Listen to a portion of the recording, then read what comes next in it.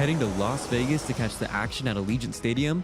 Skip the traffic and the sky-high room rates of the Strip. Book your stay at the South Point Hotel, Casino, and Spa. The South Point is located just 7 miles away from the stadium, and it's a quick trip up the freeway, making it an affordable rideshare or taxi ride. And don't worry about getting here when you land in Vegas. We offer a convenient airport shuttle to get your getaway off to a stress-free start. Shuttles are also available on Raider game days for a small fee. So whether you're rooting for your team or seeing your favorite band in concert at Allegiant Stadium, South Point Hotel, Casino, and Spa is your ticket to all the excitement. If you're celebrating a special occasion or just love fine dining, you're in the right place. Come experience the crown jewel of South Point restaurants, Michael's Gourmet Room. Welcome. With over 600 different types of wines and magnificent dishes prepared tableside, you'll revel in the rich classic Vegas decor and the best black tie service in the world. This intimate gourmet room has earned accolades galore. Come to Michael's Gourmet Room for an unforgettable dining experience. Another famous restaurant is the Silverado Steakhouse, where you'll find the charm and service that discerning patrons require. From top quality steaks and chops to fresh seafood and desserts, you'll love the award-winning wine list and menu at Silverado Steakhouse. Steak lovers have even more options with primarily prime rib. Catering to hearty appetites, the menu features a variety of flavorful prime rib cuts, dry aged to ensure tenderness, and then seasoned and slowly roasted. Although prime rib is our specialty, it's not the only thing on the menu. There's something for everyone.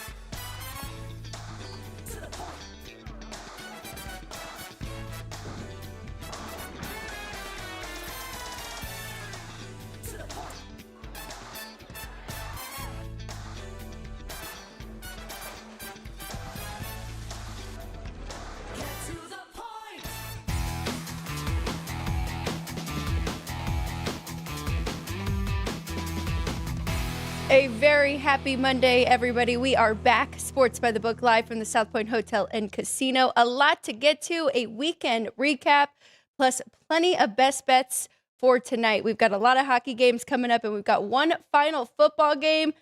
Got to say, out of the 7 games this weekend, 5 of them really delivered. Couple snoozers, and we finished it off last night with one, but overall, a fantastic football weekend. I'm Alex White alongside Ryan McCormick. Happy to be with you. Chris Andrews joins us in about 30 minutes. He'll really help us with this recap. Looking ahead to the divisional round for the 3 matchups we do have. Still one to be determined after tonight's game. Ryan, as I mentioned, 5 pretty good football games. Cannot complain. You were at one of them, and you're wearing your Bears shirt. Yeah.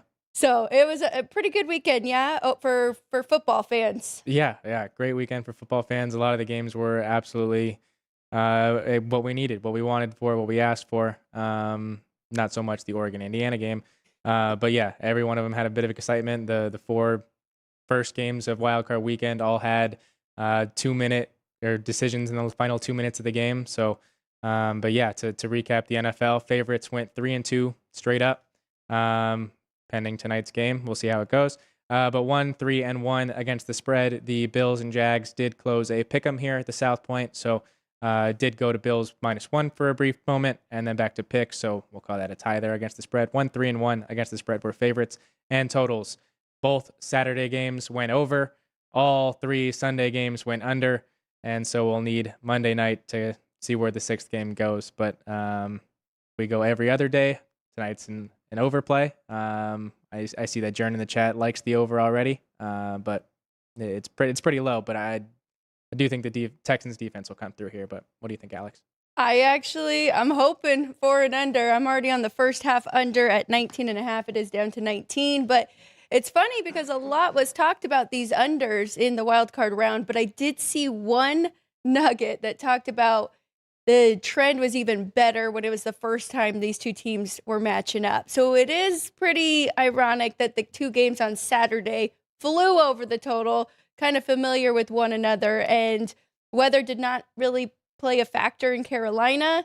And then I heard people saying, I thought it was a great point, Packers and the Bears wait till that number gets low enough because of all the weather speculation and then go over, because we've seen both offenses be able to put up some points and third time against each other. We'll see what happens tonight. We'll get Chris Andrews' thoughts on that, but it is a very low total. That does kind of scare me for a full game for two teams that are desperate, trying to get into the divisional round here. But that's why I went first half, thinking both defenses could do enough. But we'll get more into that game. Unless you have any early thoughts now, Friday's show, Chris and I both gave out Steelers +3. Home dog here. You know Mike Tomlin's Monday record. And, I mean, a little extra time to prepare. I think they could do just enough to keep this close and a grinder, low-scoring game. Anything for you right off the bat? Well, just a reminder that on Tuesday when we did have Matt and Everett on the show, part of my whiteboard was the Texans -3. And then we got back to a 3. That was actually a shop around because we were at 3.5 here at the South Point at that time. We are now back to the 3. So to take it to 3.5 and a lay of the 3, but we haven't quite moved there since we moved back to the 3 at the South Point. But I do think, yeah, the Texans will be able to get it done. I understand Mike Tomlin at home on Mondays, but It's the playoffs. I really think the Texans defense is the best unit of all the teams in the playoffs. But that kind of sets up for pretty big failure there. So we'll hope it doesn't go that way. I mean, the one thing I would say coming into this game, Ryan, I think it almost benefits them that they gave up so many points to Riley Leonard and the Colts in week 18. So that side is going to be ready to go here and trying to stop Aaron Rodgers. I mentioned on Friday, I think it benefits him a little bit. One of the best at getting the football out quickly. So we'll see. I mean, the Texans' offensive line, we've talked about that a lot all season.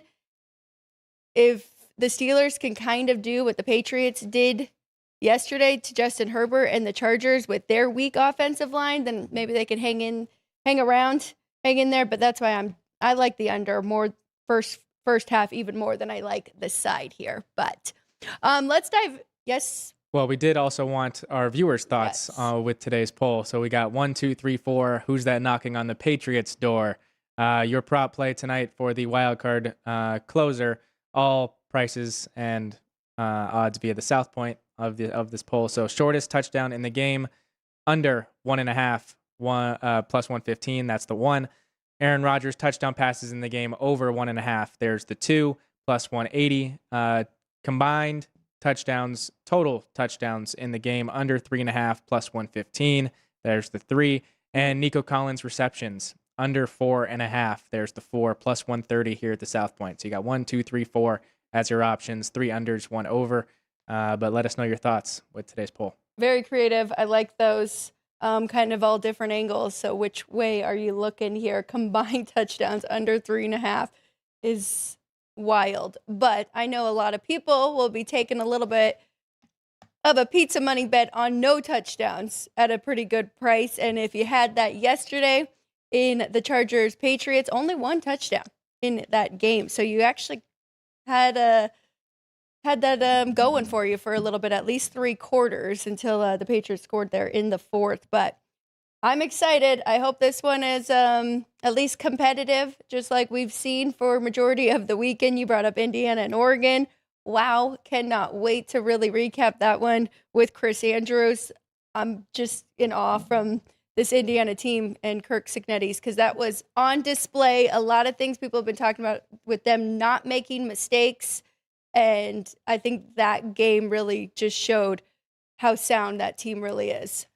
Feel for our friend, and especially your friend, Spencer McLaughlin, because he was a realist. When we did our special, he came on and said he did not like the chances for Oregon in that one, even though that was his team. Yeah, he did pick Indiana to win that game. I just don't think he thought it would be that bad. So, yeah, I think we all still stand by the winner of that game is going to win the national championship. I understand it's going to be a home game for Miami, but yeah, the Hoosiers looked unstoppable in that game. That number 7.5 already, unless it even moved from there. That was the latest that I did see. Let me double check that because that is one thing I didn't. Yes. Oh, 8 here at the South Point. So money coming in on Indiana now. 48.5 is the total there. So there are several 8.5s in the market as well. Still a couple 7.5s, but yes, sitting at 8 here at the South Point. Whew. We'll have to look into Chris Felica, the Bear, who is another regular special guest with us. And I saw some tweets from him about teams being this big of a favorite, and they've typically dominated, won and covered. Couple exceptions, as always, but we'll look into his tweets and get those exact numbers moving forward this week. Let's get into some hockey. Sean was giving us props, Ryan, while you were gone. He's very impressed with the role we've been on the ice. Let's see if we can keep it going here. And I'm going to mix it up. I do have one money line parlay with favorites, and that has not been our forte. It's really been spotting these dogs where we think that they are priced incorrectly, getting some plus money there. But, Ryan, there's a couple teams in the NHL that are really reeling here, and I'm going to go against 2 of them today. But let's start it off with a good matchup here in Philadelphia. Yeah, we've got the Tampa Bay Lightning as a minus 145 road favorite here against the Flyers. These two teams did just play, but the Lightning, I tried to go against their streak with the Avalanche last week, and they beat us with the puck line, and then they won another game. So they are up to now 9 consecutive wins, are the Tampa Bay Lightning. They've covered 7 puck lines in those games, and the 2 that they didn't went into overtime. So, yeah, minus 145 they are as a road favorite. Total is 6, flat at that 6. And you mentioned they just played, and it was pretty dominating, 7-2 for Tampa Bay in the matchup between these two just 2 days ago. So that makes me a little bit concerned here, but I do think that it is worth it taking a little flyer here on the puck line plus 160 with Tampa Bay, going with that win streak. The only other thing I don't love, but he has been pretty good for them, is it looks like it will be Johansson confirmed.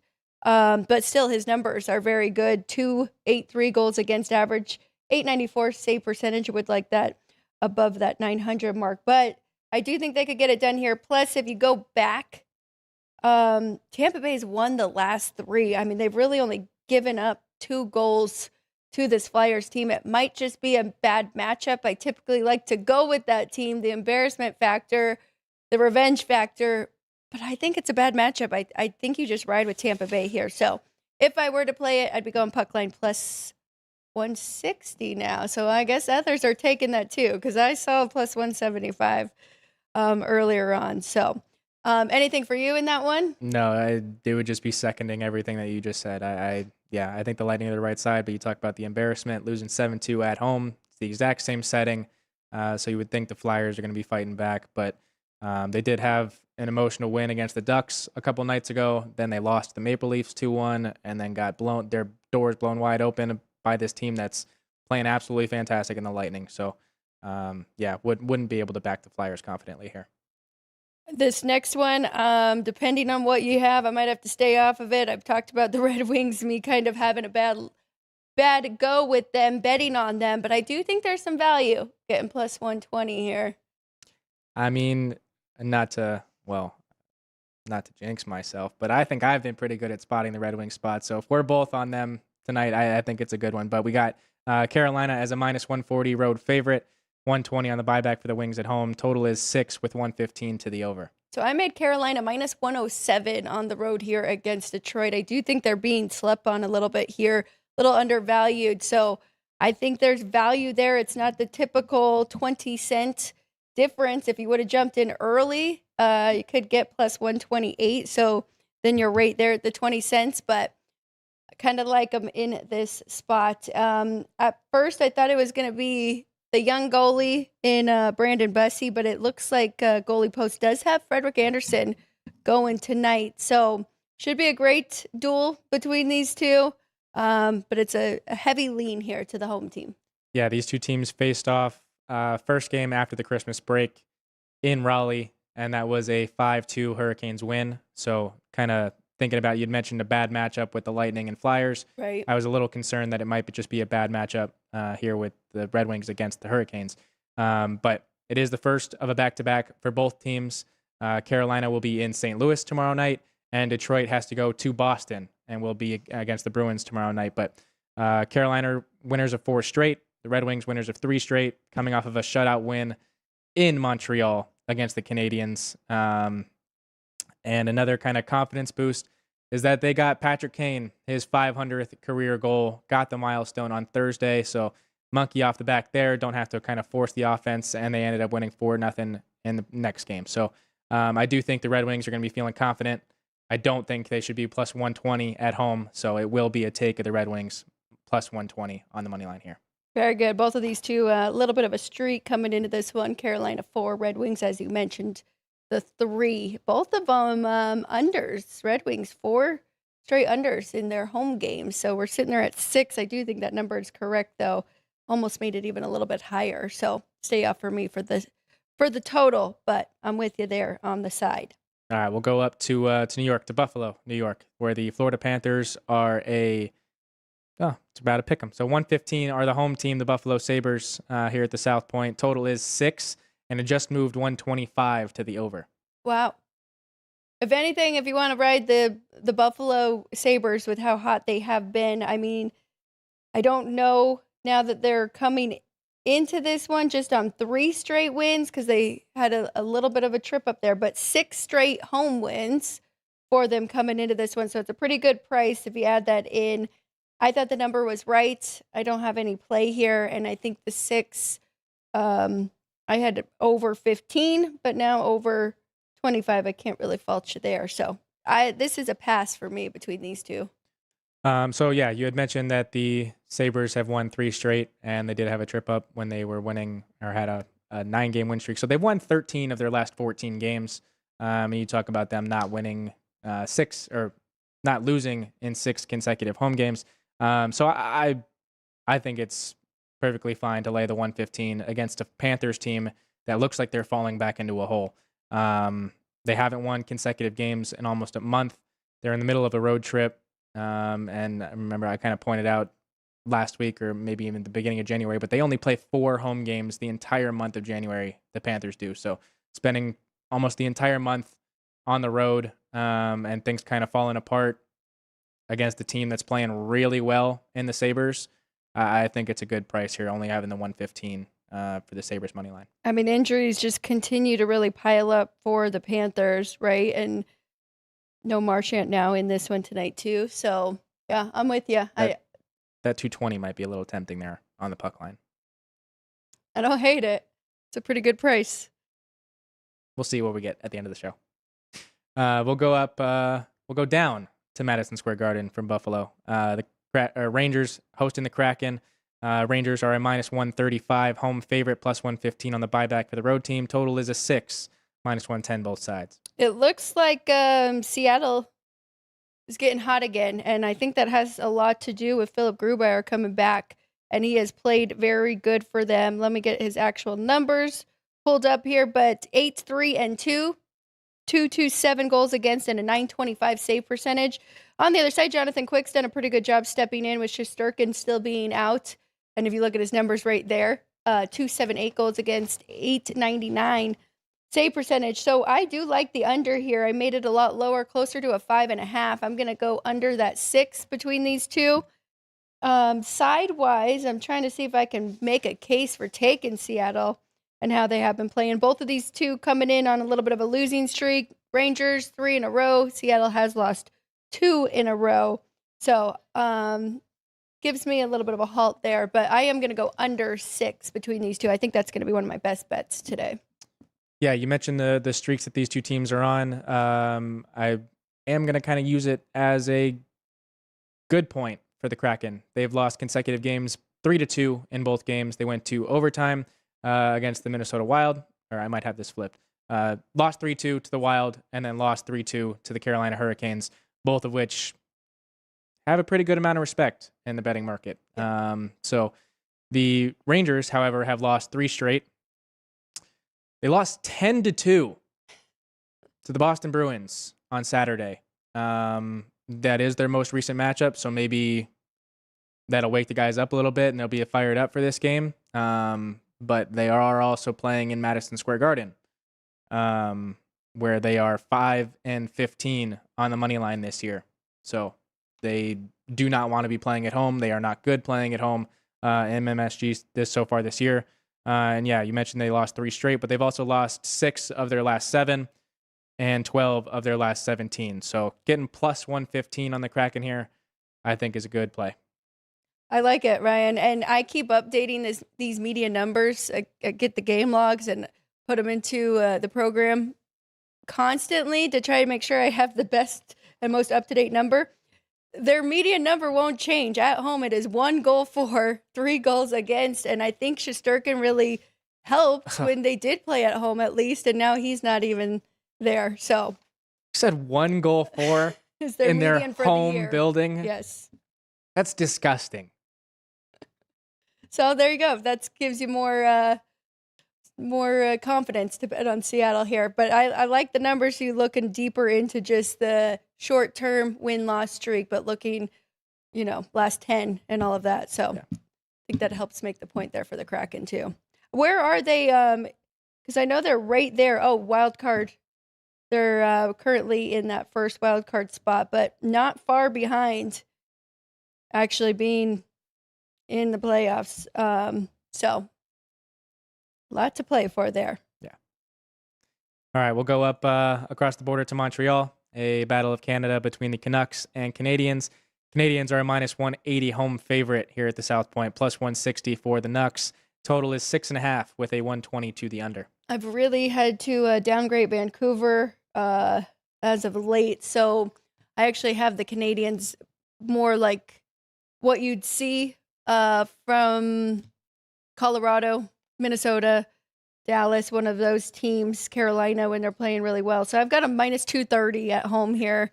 I think that's the right side. This is one of my money line favorite legs. I'm going to tie up the Canadians, betting on them and how they have been playing, and betting against the Canucks because it has not been pretty for them. They've lost 6 in a row coming into this one. So yeah, that's one of them. Minus 180. I got to check the price here before I actually give out that full parlay. Yeah, I do not hate that at all. I absolutely think the Canadians are the right side, but you said that there's a 50-cent difference in your number to where the price sits. Yeah, cannot confidently play the Canucks really at all this season, and would not be doing so against a good Canadians team here tonight. So we'll come back across the border to Minnesota, where the Wild are hosting the Devils.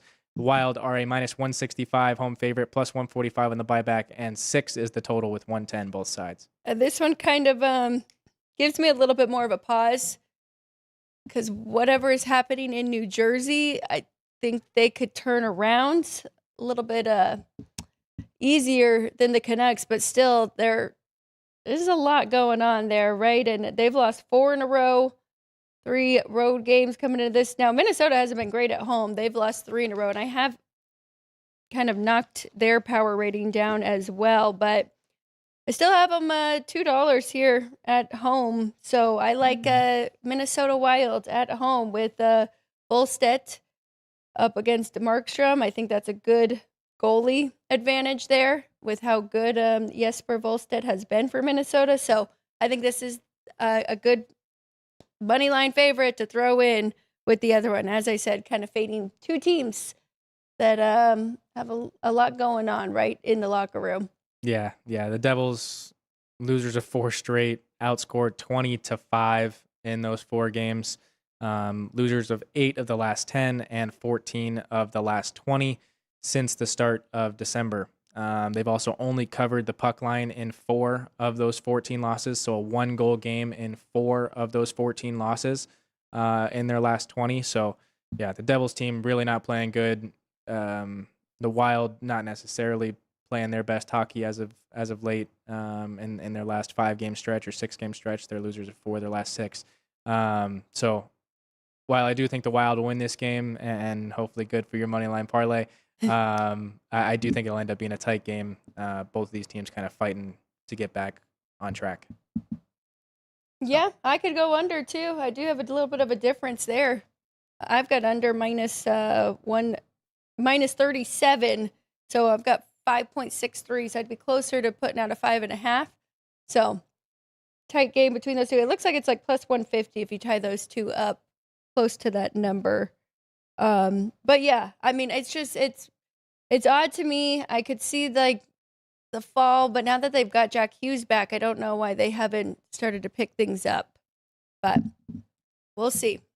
We'll see if they can turn it around here. All right, going to the Madhouse on Madison, Chicago, Illinois, where the Blackhawks are hosting the Edmonton Oilers. Minus 155 are the road team, plus 135 on the buyback. Total is 6.5 with a 120 to the over. Looks like it will be Connor Ingram versus Spencer Knight. We've been talking about this, but I do think that's a big goalie advantage for Chicago's side. Ingram hasn't been terrible, 2.98 goals against average and an 891, but still think Spencer Knight is having a fantastic year. 2.62 goals against and a 9.10. And then you had another goalie come in the other day, Ryan, and have a shutout, if I'm not mistaken. Yeah. So my number's right there. I really don't have a play on Chicago, but I've definitely liked backing them as a big dog like this. So I do like the Blackhawks here tonight. There is a plus 140 in the market if you can get that. But the Hawks have won 4 of their last 5, and they don't play again until Thursday. We've seen this year that they've enjoyed playing the big brands, the Oilers, the Knights, the teams that are supposed to be top dogs. The Blackhawks have been really feisty against, and getting to do so in the United Center tonight, I do think will be pretty nice. It is the start of a 4-game homestand for the Blackhawks. They are not on the road again until the 22nd, in which they go to Carolina, and then they come back home for another 2 games. So Blackhawks have not had to play much road hockey in this month. Crowd should be good and fired up against this Oilers team who coming into this one off of a loss themselves. So yeah, Blackhawks plus 140 if you can get it, but do like the money line here tonight. I like that angle. Kind of leave it all out there tonight, right? Then you got a couple nights off. Yep. So I do think that they will be competitive here against Edmonton. All right, we'll go to the biggest favorite on the board, the Colorado Avalanche, hosting the Toronto Maple Leafs. Minus 240 is the price here at the South Point. $2 on the buyback for the Maple Leafs. Total, just like the last one, 6.5 with a 120 to the over. I mean, Toronto is playing a little bit better right now. Let me see their last 10, 7-1-2. So if you've been backing them, it has been profitable. But I mean, still the Avs, 17 straight home wins coming into this one. And now they're minus 240. I do think that number is correct. My numbers say over, even at 6.5 minus 120. I guess not. My number is right there. So I'm not going to take that one. But we do have young goalies going. I mean, Joseph Wall's been really good. Not that young. But on the other side, I mean, Trent Miner only has 3 games under his belt. His numbers are great. Sure, having those defensemen in front of you really helps. But a 139 goals against average and a 945 save percentage. And Joseph Wall, 246 goals against average and a 921. So he's been really good for the Leafs here. I'm going to pass. I mean, after all that, I'd almost want to lean to the under. It's a lot of firepower there on the ice going at these 2 goalies. Yeah. And with how the Leafs have kind of been struggled, I do think this one is priced correctly. The Avalanche will get it done, but only even money on the puck line. No play here for me in that one. We'll go down to Los Angeles, where the Kings are hosting the Stars. The Stars are a minus 115 road favorite here at the South Point, and total is 6 with 110 both sides. Right there. I mean, I've got the Kings minus 115, but basically, I mean, a pick 'em here between these two. I do like under 6. It's only a 20-cent difference. Actually, really 10 here with that minus 110. But the Kings at home, their media numbers, 2 goals for, 3 goals against. I like that we have Ottinger and Darcy Kemper for the Kings and just the way the Kings play. So I'm going to go under this 6. I will say I was looking at all the medians, and it's a ton of 3s on both sides for a lot of these teams. And we've seen a lot of overs as of late. The one thing you and I don't want, Ryan, is this Olympics break to mix up and kind of have to start over with where our hockey numbers are. But 2 unders tonight, kind of hold your breath with those. But Kings are usually a solid under team, that's for sure. Yeah, they do play mostly defensive hockey, but you talk about the medians being at 3.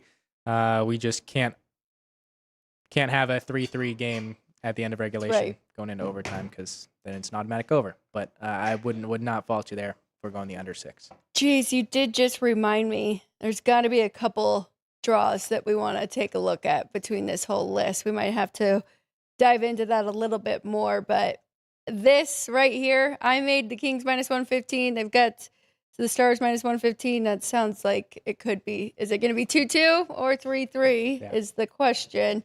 Canes and Red Wings too. Does that have the potential? Go into overtime? I don't know. We'll have to take a look and see if any jump out. I do. That Canes and Red Wings game, I think, has a lot of obviously a ton of potential for offense. So it's just a matter of, keeping it tight. Yeah. But let's see. Going to this Stars Kings game. Let me see if I can find the overtime price. Yes. Please. Taking a look at the overtime losses. The Knights 5, Kraken 4, Kings 5. So looks like in the market here in Vegas, $2.90 is what a draw would be at the end of regulation. So near $3 if you can get it there. Do not hate that at all. Might even be worth it taking a little bit of that kind of a little bit of a hedge with an under 6 there. All right, let's take a quick break. We are exactly halfway through the show. When we get back, Chris Andrews joins us to fully break down the weekend in both college football and the NFL. If you are watching live, we appreciate you. Jump in the chat. If you have any questions for Chris Andrews, I will remember to check over here in the chat or throw it to Ryan. So please put them in there now. And also double check, make sure that you are subscribed to the YouTube channel and give us a follow on our social media pages. All right, we'll be back in 60 to 120 seconds here on Sports by the Book. South Point Casino has plenty of attractions for the whole family. Catch a movie. Our 16-screen movie theater includes 2 XD Extreme screens for the ultimate in viewing, sound, and luxury. After the show, treat the family to a variety of treats at our old-fashioned ice cream parlor, Kate's Corner. We scoop up a variety of creamy concoctions, including smoothies, hand-dipped cones, milkshakes, malts, sodas, and sundaes. At Kate's, there's something for everyone. And if you've still got time to spare, our bowling center might be right up your alley. Voted Best of Las Vegas, it's a great place for friends and family fun. 64 lanes, a pro shop, snack bar, and arcade. And while the kids are bowling, you can play slots and sip on a drink in the Alley Cat Lounge while overlooking the lanes. For our more serious and professional bowlers, the South Point is also home to a separate tournament bowling plaza.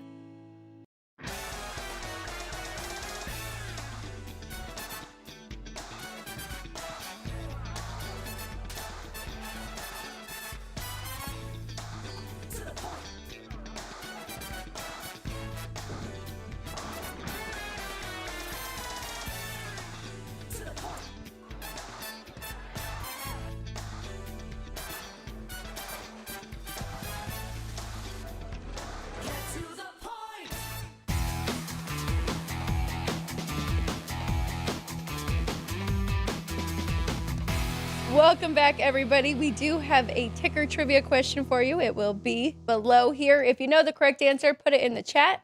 We'd like to give you a shout out if you got the correct answer and you are the first one to do it. Again, make sure you jump in with our poll question, but let's get right into it. Ryan McCormick behind the glass there. I'm Alex White, and now to my left, we have Chris Andrews, Sportsbook Director here at the South Point. Chris, Whoop. Hold on, we're getting a phone call. No, I'm going to have to call him later. Okay, very good. It's Go probably ahead. about the Steelers game tonight. No, I know exactly what it's about. Okay. I already told Ashley how to handle it. Go ahead. Very good. We mentioned 5 out of the 7 games going back to Thursday with Miami and Ole Miss. I mean, they really delivered this weekend. Very exciting weekend in All the NFL way, yeah. and college football. Yeah. The last game was a dud. Yes. Yeah, but that's the only one. Every other one was just fantastic. But that's pretty good because we had to beat some teams. It looks like I'm going to have to take this call. I'll be right back. Okay, very good. He's going to handle business. He's still working, of course, as he does put aside some time for us to do these shows. But Ryan, he always says it from behind the counter. When they need an under, beauty is in the eye of the beholder. That was a rocking chair winner for me with the full game under. So I was very happy with the Chargers and Patriots. But overall, I mean, we got to say the Niners was the biggest, craziest outcome from the weekend, right? Yeah. I in the NFL, yeah, I would agree with you there. Yeah, the Niners being able to get it done the way they did, the kind of Eagles stalling it the way that they did all year, and I know a lot of people are saying that the Eagles should fire Sirianni, and it's a very valid point. I don't know many, or can't think of many teams that have vacancies that would be jumping at the bit to hire him. So that's interesting. I bet a lot of the coaches that are available right now would love that job. yes. Which very one? much so. I was on a phone call. The Eagles. I turned the phone off. So If that were to open up the Philadelphia, Eagles? yeah. You Yeah. talk about them and how they're yeah, I run. think it's a great organization. But I was watching Get Up this morning, and Dan Orlovsky, who goes through the films pretty good, was showing how they were running like the same play.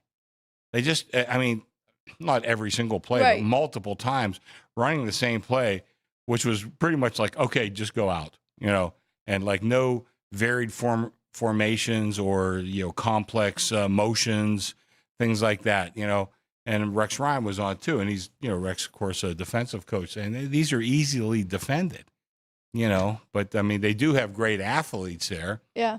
But sometimes great athletes can overcome, I don't want to even call it poor coaching, but let's say poor strategy. And but they certainly didn't yesterday. All right, I'm jumping ahead a little bit. I do want to start with the NFL, if that's okay. So let's go back to Saturday's game. You loved the Panthers getting way too many points, and they hung around, right? The Rams ended up winning 34-31, 411 total yards for them. Panthers 333, but still only lost by 3.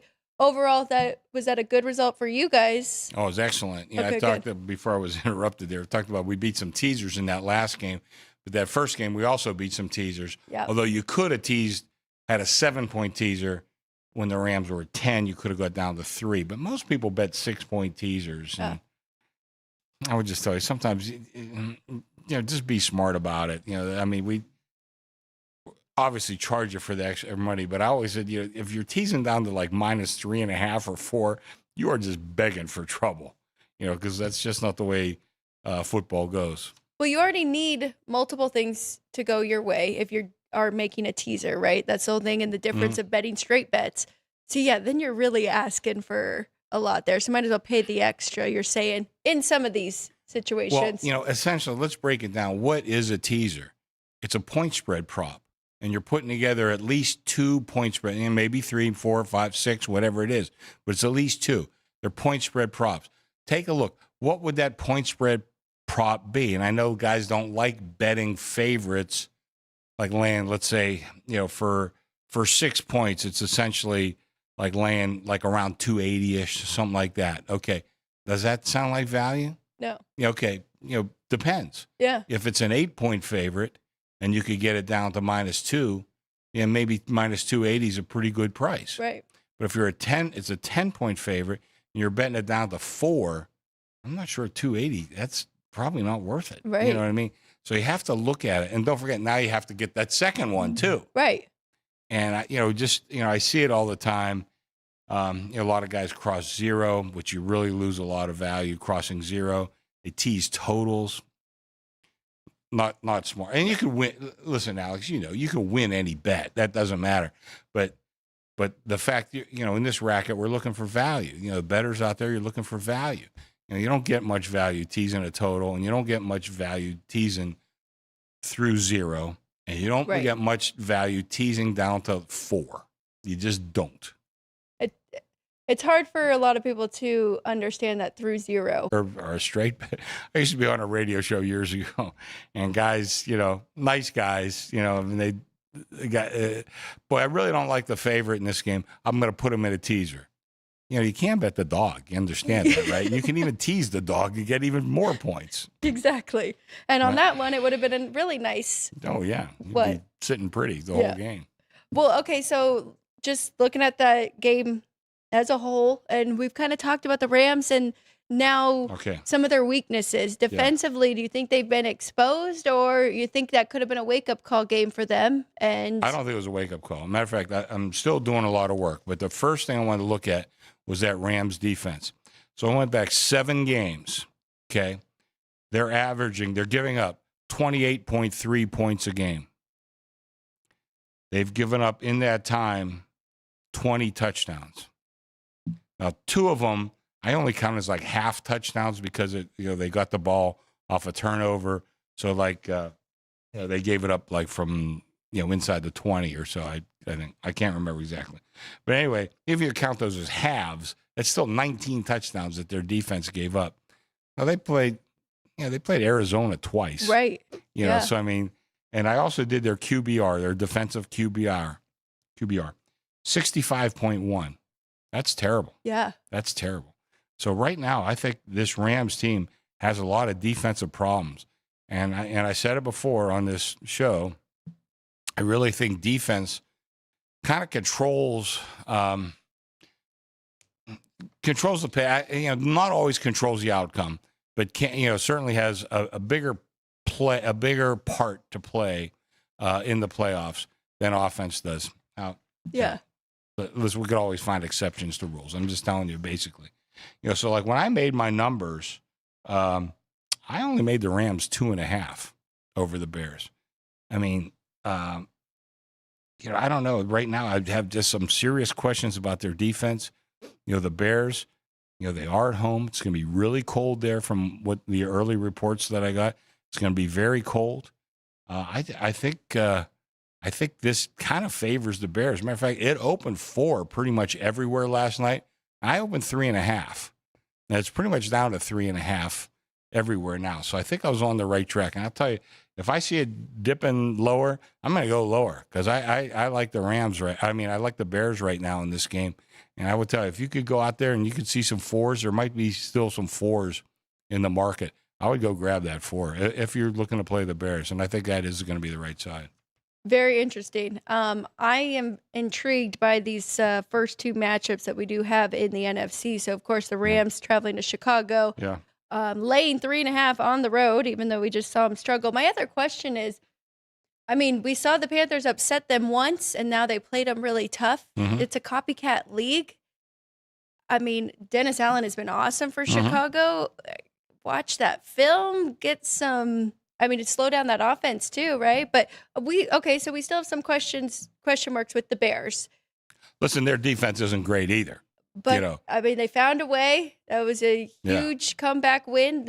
Packers were up 21-3 at halftime. At the half, and they found a way to win this. So, what do you notes on the Bears? Here's another thing I learned, from stat class. I did go to college, by the way. Anyway, there are certain curves. It's called like an S curve. So it's really helpful in horse racing. I use it there. But you go peak, valley, blah, blah, blah.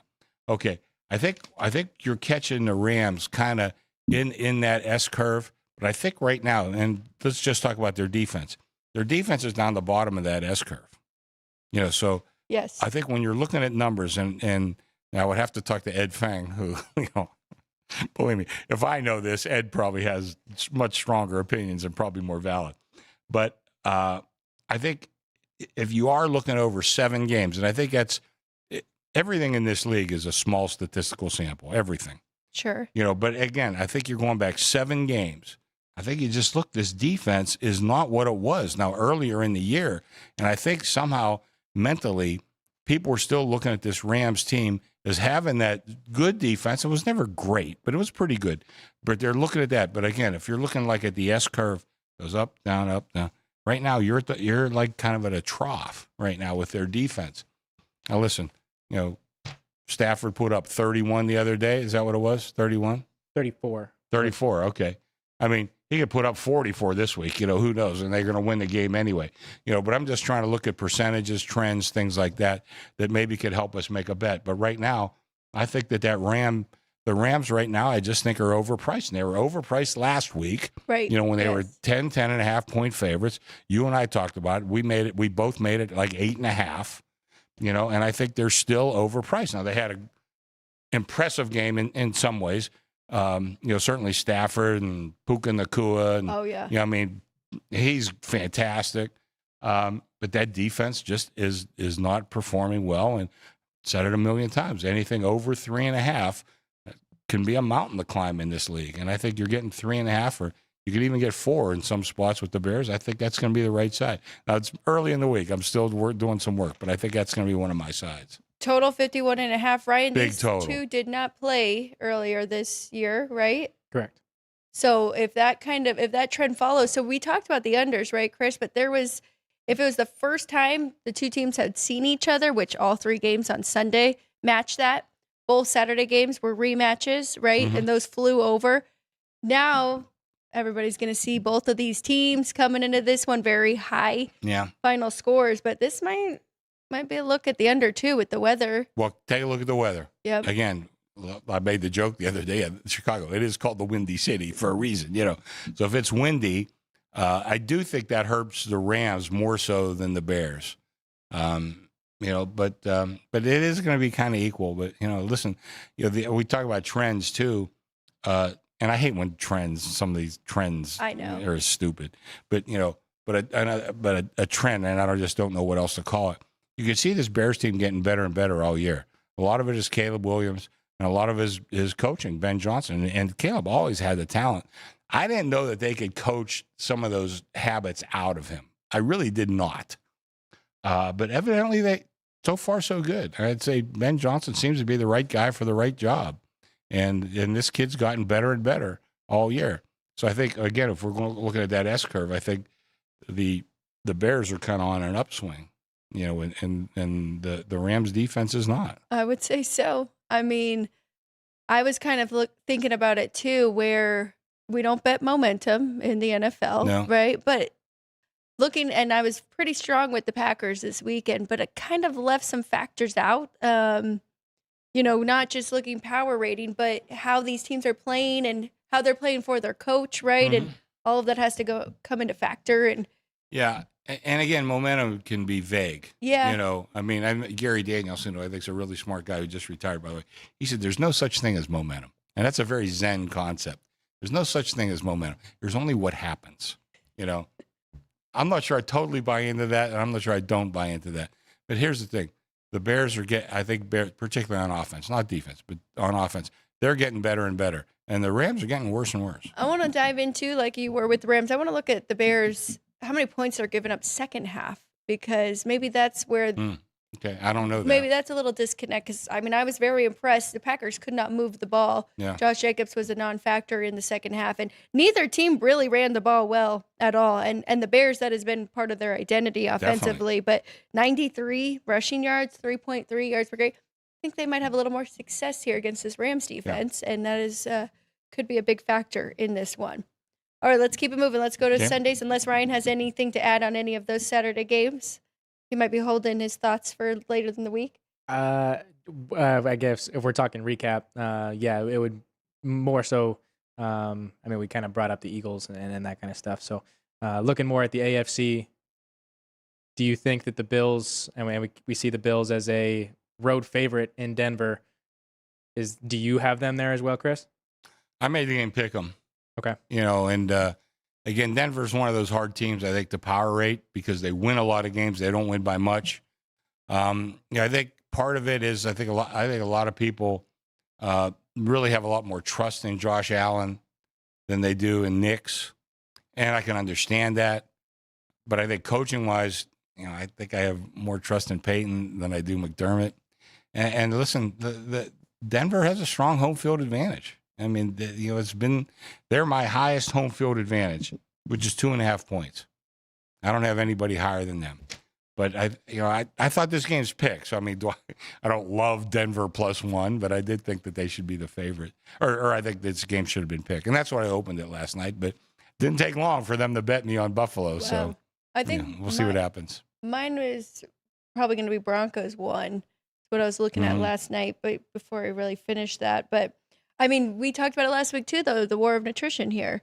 I mean, that's going to be a huge factor in this game. Denver's coming off a bye week. Right, and the Bills, they lost a couple more guys in that war against the Jags. Absolutely, and again, I was watching Get Up, and Rex Ryan was making a point. He loves Josh Allen, which, okay, that's very valid. He said, look at some of the guys he was thrown to. He says, I never even heard of half of these guys. That's his job to be an NFL analyst, and he hasn't even heard of these people. So I think Josh played fantastic, and I think that win, you could put that on his shoulders. Can he do it again? I mean, I think Josh is great. I love the kid, really.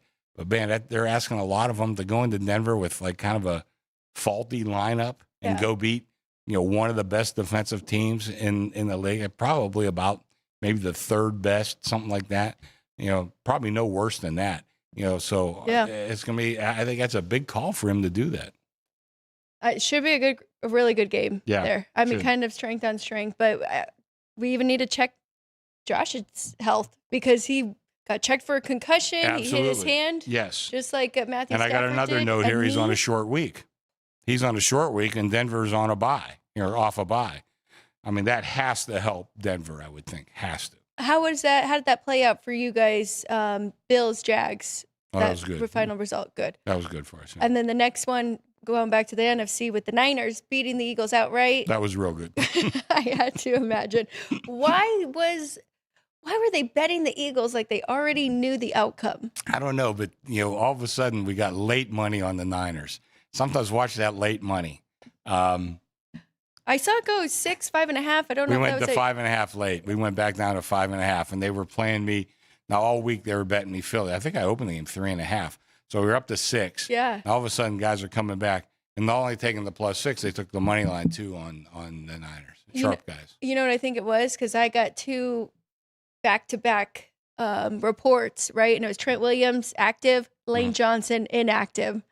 Absolutely. Yeah, that could be it. And I said on the show earlier, I said, even if Lane Johnson plays, do you think he's going to be 100%?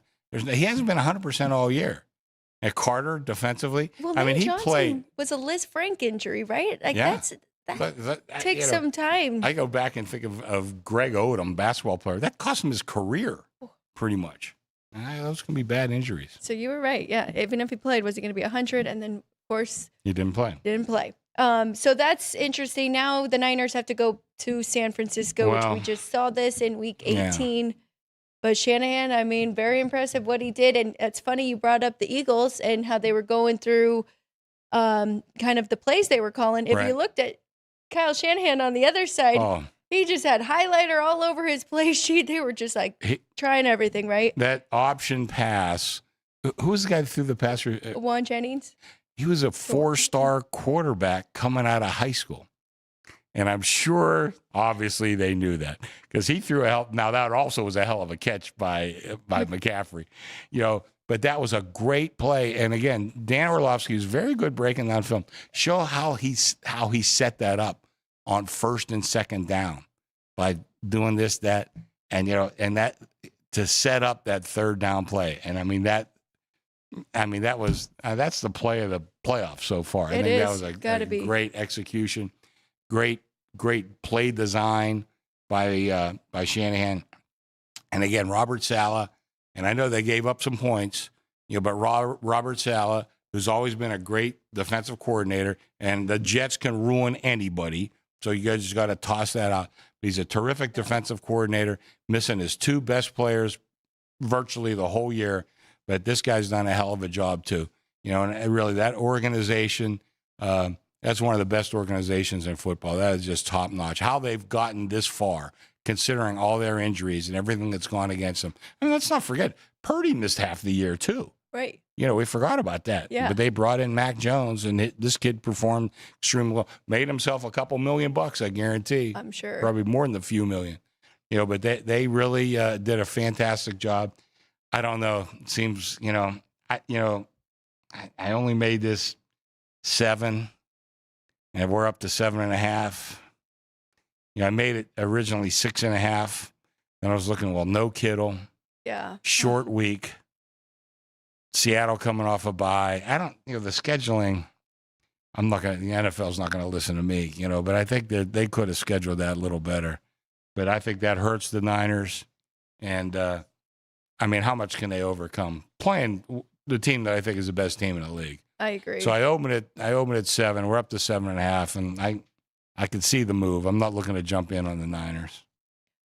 It'll be tough for them, like you said. Yeah. How much can they really overcome? And you said they gave up some points. 19, pretty good. Yeah, not that many, yeah. But don't take too much from that, because Ryan and Matt and I even talked about it last week. The Eagles hadn't scored more than 20 on any teams with an above 500 record. Is that right? Yeah, because their offense was really stalling, right? People thought maybe they could flip the switch in the playoffs. There's going to be some big changes offensively. Their defense is fine, but I think offensively, losing Kellen Moore really, really hurt that team. Yeah. And look what Kellen Moore did with New Orleans. Did they win 4 or 5 straight at the end? I think 4 straight with a 5 rookie total. quarterback. Something like that. Yeah. So, yeah, they lost a big asset with him.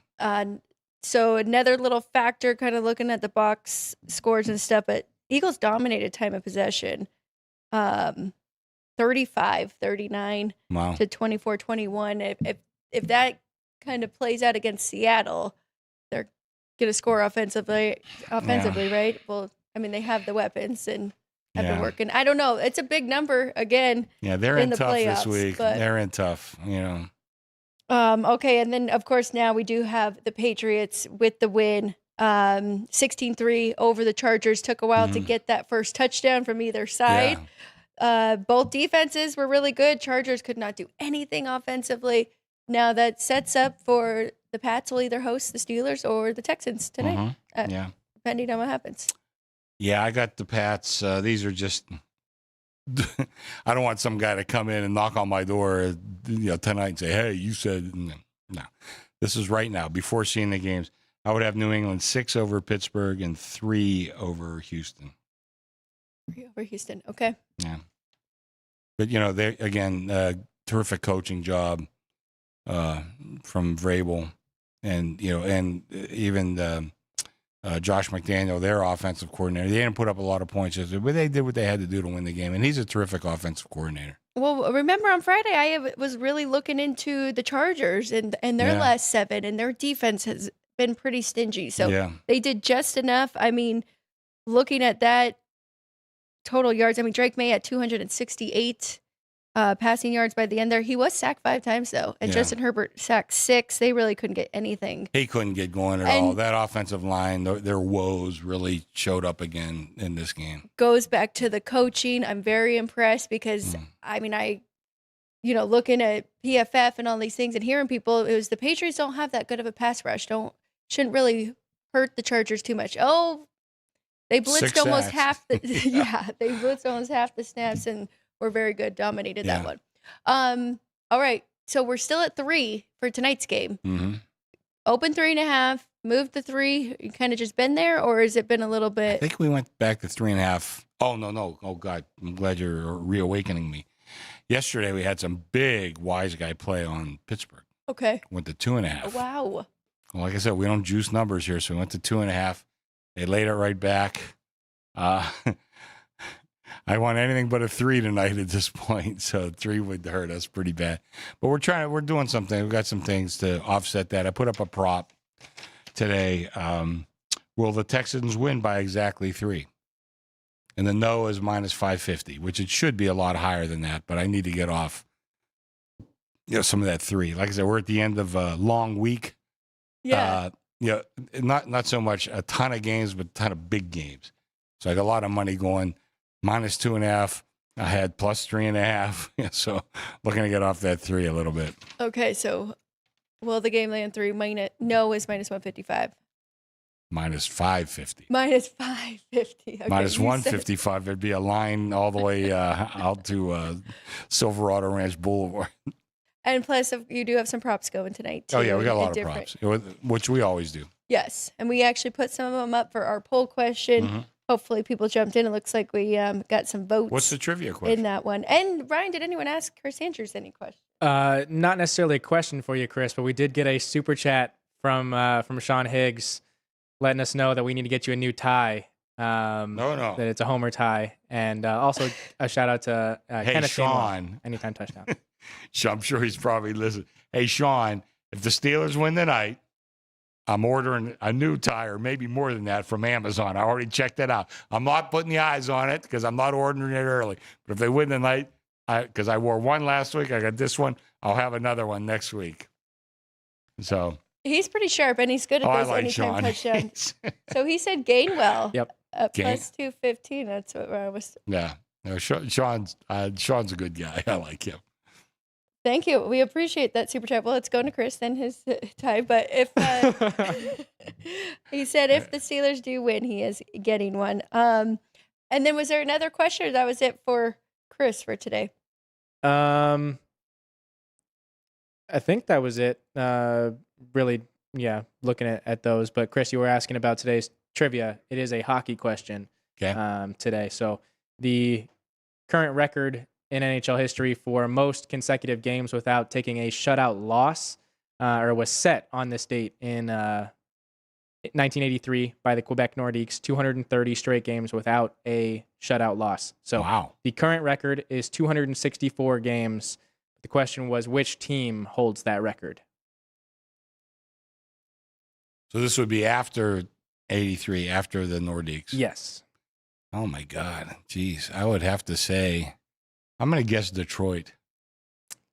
It is not the Red Wings. It actually it started in the same time frame that the Nordiques did theirs, from November 12th, 1981 to January 9th, 1985.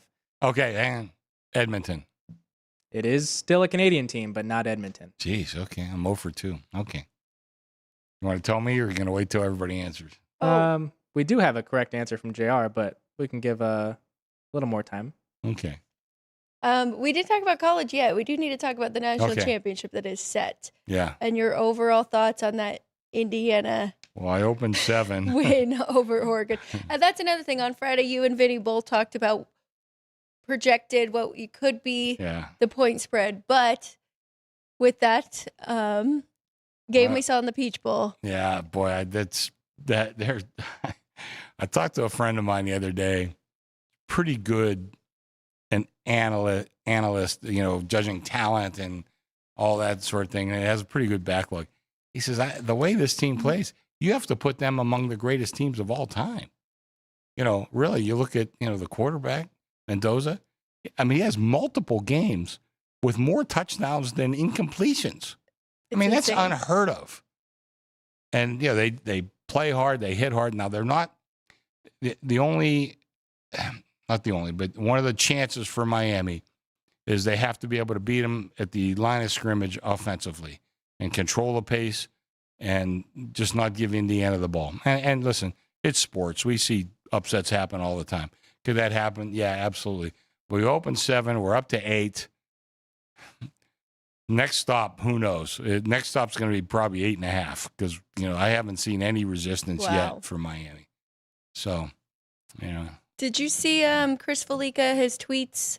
Well, if not, we're going to go through those sometime this week. But he was tweeting about past national championship games and when the spread was this big. And, it definitely favored Indiana with if they were about a touchdown, them winning and covering more often than not. But we'll dive into that. Maybe we'll even get to talk to the Bears sometime I hope so, yeah. this week about it. But, very impressive what Miami has done to get here. A tough game. They had to go to College Station, A&M. They took out Ohio State, and then Ole Miss gave them everything. Yeah. So now they've got a chance. They're in their home city, and then you've got this team in Indiana. Of course, Mendoza's from Miami, too, though. He grew up, he says, about a mile from the stadium. Wow. So he's going to have some pretty good representation there, too. I will say, and I've watched plenty of Indiana games this year. I mean, I watched that Penn State game down to the end. I watched. Oh, thanks for reminding me. Sorry, that's the first one that came to mind. Watched the Iowa. Watched a bunch. That was the first time it was fully on display. I mean, even the Alabama game, I guess maybe I didn't give them enough credit just with how Alabama kind of stumbled into the playoffs. That was the first time it was on display with what you've been saying. They don't make mistakes. Mm-hmm. They're good on all three facets of the game, you know, and it was incredible to actually watch that game unfold against Oregon. Yeah, I mean, again, a lot of teams, probably most teams lose games more than teams win games, Yes. And Miami Indiana, they don't beat themselves. They're not going to put themselves in a position to lose. They just don't do it. So it's going to be tough to find a bet. I made it 7.5. I'm right there at 49. Yeah. I mean, it's what it is at the end of the season, right? But Ryan has another Well, I do have on this. I do have the tweets from the Bear at Chris Felica on X, if you want to call them posts. The last 6 college ball playoff championship games have been won by the favorite, which have covered by an average of 18 points per game. Wow. 15 of the last 18 BCS/college ball playoff championship games were won outright by the favorite. The 3 favorites of greater than 7 points in the CFP championship game, 2024 Ohio State, 2022 Georgia, and 2020 Alabama, all covered and won by 11, 58, and 28, respectively. The 12 underdogs to cover in 27 college ball playoffs/BCS championship games, 9 of those 12 won outright. So just 3 dogs covered and did not win. Okay. I don't know if that helps us next Monday. It's interesting. Still got to be played on the field. Yeah. But it is very. Yeah. And we'll see. Ryan, thank you for finding that for us. All right. Well, we'll let you go. Did we finish the poll? We could let you know what people like for that, but then we got to get our best bets going for tonight. Good luck I got to go back to work. to your Steelers. I don't know if I had any more calls once I turned. Oh, yeah. Oh, I think I did. Yeah. Okay. Thank you for recapping with us. Okay. We'll see you again later in the week. Absolutely. We've got some great games coming up. Okay. Again. Yep. He's got his tie. Rooting Steeler for tie. Boom. Yeah, Sean. Look for a new one next week. Very good. You're good. No, you just don't need that one number. Never mind. Okay. So far, but we're quite a few hours from post time. So, Very true. We'll see what happens. Yeah, we'll be following. See you later, the everybody. screen too. Thank you, Chris. All right, Ryan, do we want to take a quick break? We'll come back with our best bets, our poll results, and ticker trivia winner. You're ready? Yeah, I'm good. Ryan's ready. I'm not. I'm going to throw it to Ryan. He's going to go over the ticker trivia answer and the poll question. All right, we'll do the poll first. 1, 2, 3, 4. Who's that knocking on the Patriots door? Your prop play tonight for the wild card round closer. Looking at 1, 2, 3, 4. Shortest touchdown in the game, under 1.5 yards, plus 115 at the South Point. That's the 1. Aaron Rodgers touchdown passes over 1.5, plus 180 here at the South Point. That's the 2. Total combined touchdowns in the game, under 3.5. That's the 3, plus 115 here at the South Point. And Nico Collins receptions, under 4.5, maxing out at 4, plus 130 here at the South Point. And our chat is going with 39% of them, Aaron Rodgers over touchdown passes, taking the biggest price of the poll, plus 180 there.